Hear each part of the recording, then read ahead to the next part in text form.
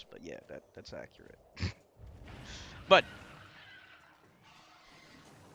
since we're gonna be doing a lot of backtracking and it's just gonna be a lot of bullshit, fighting all these bullshit guys, I'm gonna actually do my review while we backtrack through all this stuff. Oh, by the way, since we're here, I'm gonna go to this thing. Alright, so I'll just do my review. And you guys can agree or disagree. I don't care. But I'm gonna be honest. I think this game's good. Yeah, usually I do the review at the end when the credits are rolling. I think it's like more visually interesting to actually see stuff while I'm doing the review. You know, for anyone who watched the VOD later on, it'll just be more interesting. So we'll do the review now. Plus, I won't feel like pressed for time. So yeah, like I said, I think the game is good. I like this game more than I did when I first played it. I first played it shortly after it first came out. And when I first played it, I honestly hated it. It was so boring to me and it made me motion sick. I think the reason why it made me motion sick was because of the claustrophobic environments. Unlike other FPS games, and I know Retro does not consider this to be an FPS, but it qualifies. It is a first-person shooter. Unlike a lot of other FPS games, most of the game takes place in indoor environments, whether you're in caves or inside buildings and stuff like that. And those can make me really queasy when everything's taking place in indoor environments. I think that was a big reason for why I didn't like it when I first played it. Playing it on a second time, though, I haven't felt nauseous at all. But the fact that the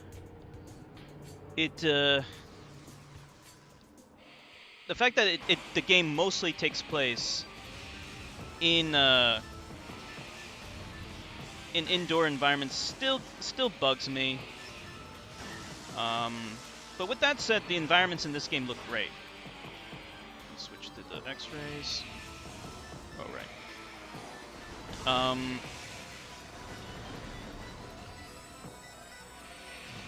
A lot of people call this the 3D version of Super Metroid, and I can definitely see that. It is. But I just don't think it's as good as Super Metroid. And the reason is because it's so easy to get lost in this game, and it's very confusing. The map is probably one of the best 3D maps you can find in any game. But 3D maps in general are always... They're never good. They're always just either tolerable or bad. This game is probably tolerable in terms of its minimap. So it's not horrible, but it's still really confusing. It's very easy to get lost and to not know where to go next. The game is huge. So that's a good thing and it's a bad thing. It's a good thing because, you know, it's a big game, but it's a bad thing because there's no fast travel system.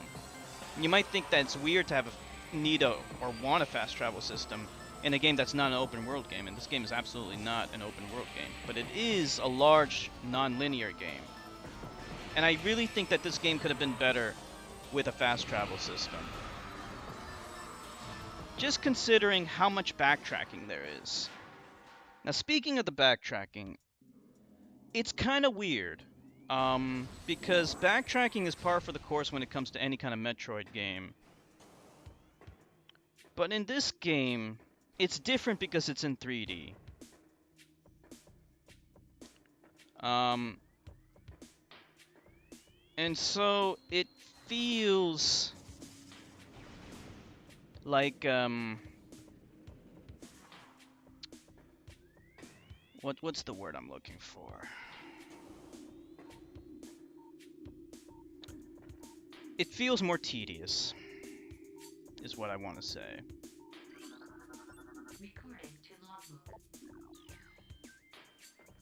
By the way, how do I get over here? What's going on here? I need to get up there somehow.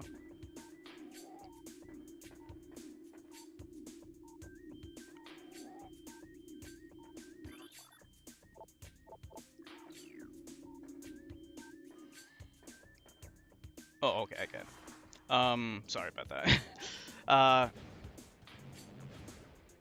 Yeah, so now if I compare this game to other 3D games that have backtracking in them, like in Resident Evil for the GameCube has backtracking in it, but there's a few things in that game that make it different, that make it tolerable. And the biggest thing I think is that it's scary and the enemies don't respawn. And there's more shortcuts. In this game, there aren't as many shortcuts to get you through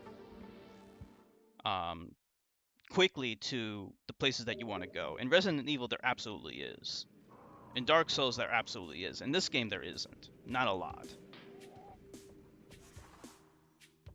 So because of that, it makes you wanting fast travel. The way they could have gone around it is just have more shortcuts. But even then, since it's in a 3D environment and it's all maze-like, it makes it tough.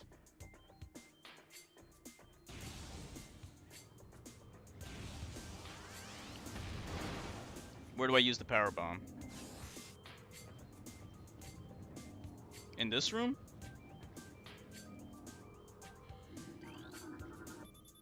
Got it. So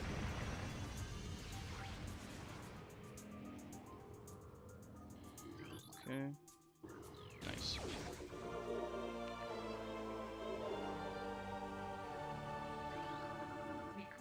The other thing I want to talk about, since we're doing this right now, is the scanning thing. The scanning mechanic is kind of lame. I never care about the lore. I guess there's people that do. I mean, look at all this. Do I care? Is it even interesting at all? I doubt it. Metroid was never really known for its story. The first Metroid game that actually tried to attempt a decent story was Metroid Other M, and it didn't succeed on that mark. But the story in this game really isn't anything special either. But it's okay, because it doesn't try to shove it in your face. But what it does shove in your face is a lot of that scanning, which I don't think it's necessary. It's really tedious, in fact. If you have to scan enemies that are trying to kill you, that's really annoying. So that's one thing I don't like. Oh wait, there's something I missed. I don't think that really matters.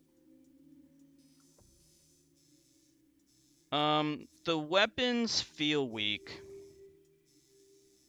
I just need to say that. Like, Metroid was never really known for having really powerful weapons. Usually the most powerful weapon in a Metroid game was the screw attack, which this game does not have, because it just wouldn't work. Now, the screw attack did make an appearance in the other Metroid Prime games, but even then, it's only you can only use it in certain places.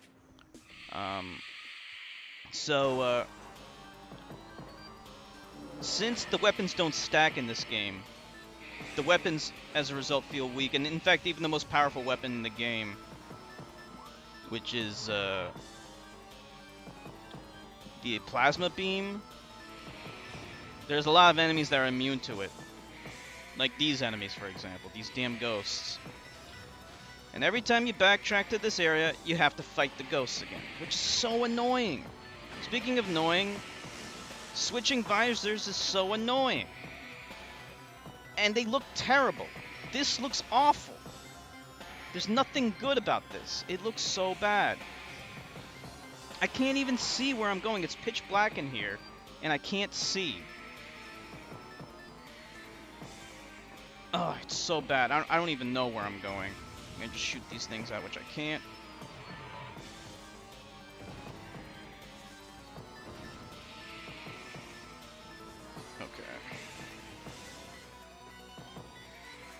It's hard to do a review and play the game at the same time. Maybe I should have waited for the credits, but it's alright. Just gonna be a long review. Yeah, You're actually better off not fighting these guys, because what do you get out of killing them? You have to backtrack. Oh, great. You have to backtrack all the time, fight the same guys over and over again. It's just, it's not, it's, I hate it. And I hate this. I mean, it's like, the first time you fight these ghosts here, it's like exhilarating, you know? You're like, oh wow, this is something new, but then you realize, wait a minute, there's nothing to be gained from fighting these guys, though.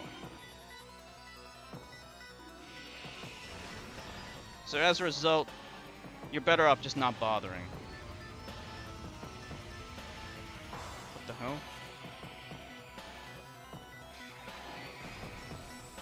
Do I use, like, the power beam? Wow. Oh no, I gotta use this thing? Wow. Wow, you gotta... So, even the power bomb should just blow that stupid thing apart. Wow, he won't even go in it. Okay.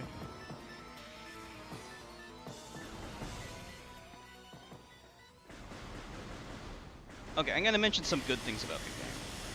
The graphics look fantastic. At the time, this was probably one of the most beautiful games on the GameCube. And even by today's standards, it still looks great. Interestingly enough, this game looks even better than Metroid Other M. I'm not really sure exactly why that is, but it does.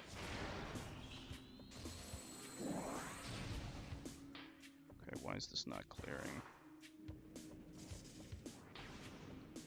Okay, this is also an annoying thing. It wants something very specific in order to get... Oh, wow.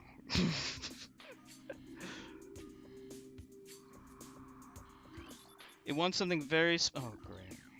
Yeah, it wants something so specific in order to get through it.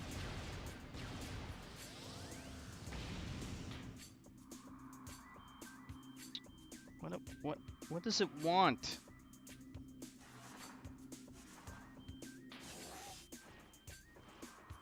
Other side. So it only works one way? Well, then how do I get over there? So I have to go from the other side this way? This is dumb. This makes no damn sense. Okay, speaking of dumb and stupid design, this is dumb and stupid design. You can only destroy this thing from the other side. Well, fuck that. Too often this game does shit like that. That's also the problem with not having the weapons stack. Not only do the weapons feel weak, but then you get this key problem where there's so many different doors that need a different beam in order to open them up. Instead, yeah, Golden Sun Syndrome. Instead of simply having one beam that can unlock it all.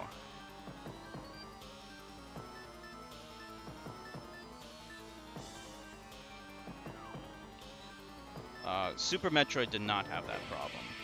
And here's the other thing about Super Metroid. Oftentimes a weapon that's more powerful will open doors that the smaller weapons can open up. This game does not have that, as you just saw.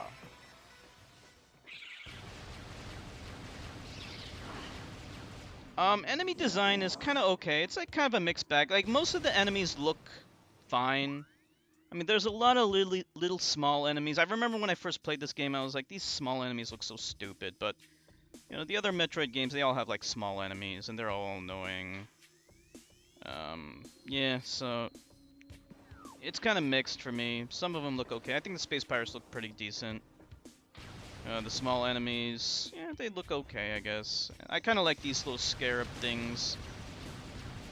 They're gross. I like that. Game structure-wise, it's, you know, it's good and bad. Like, it's non-linear like a Metroid game's supposed to be. And I prefer that over Metroid Other M's structure. That's kind of what made Metroid Other M poor. It was too linear.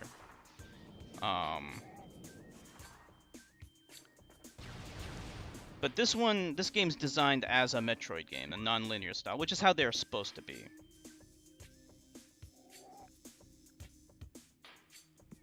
The gunplay it feels impotent. I'm using the Wii version, and the Wii version has only one advantage, and it's this. You don't have to use power bombs in order to jump with this thing, so that's cool. I like that. Using power bombs to jump is stupid, but this, you can use that. That's the only real advantage. It's a little bit more accurate aiming with this thing, but it uses a bounding box, which is really fucking lame. I hate it. If there was only an analog stick on the Wiimote, then this would actually be the best control style, but it's not.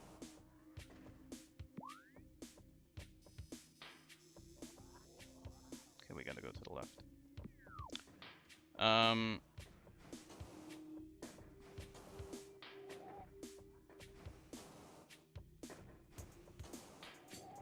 Platforming. I should mention something about the platforming. Platforming in first person sucks. It always sucks. It never is good.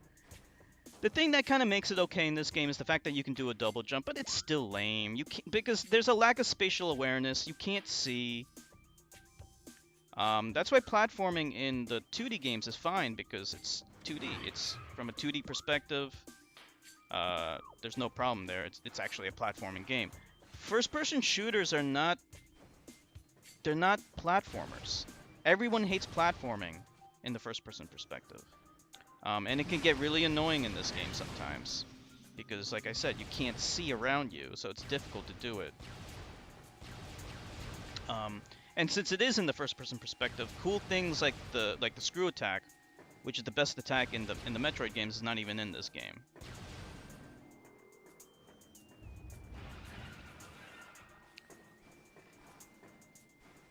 Music is fantastic.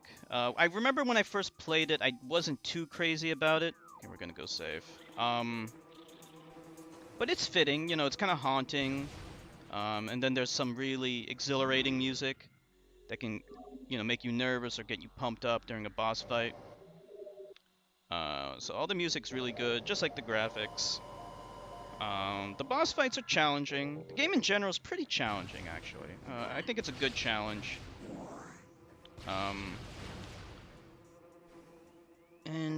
You know, I'm willing to say my complaints about the game are probably in the minority, because so many people love this game.